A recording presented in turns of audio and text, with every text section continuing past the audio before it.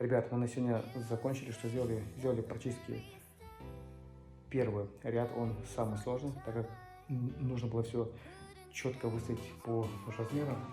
И также у нас камин будет угловой. И заложили вот то отверстие. Кто не знает, мы здесь подготовили точеный фигурный кирпич, подготовили рабочее место для нашего станка. Здесь мы будем мешать раствор. Здесь у нас кирпич черновой на забудовку. Это у нас целый кирпич на прямые простенки.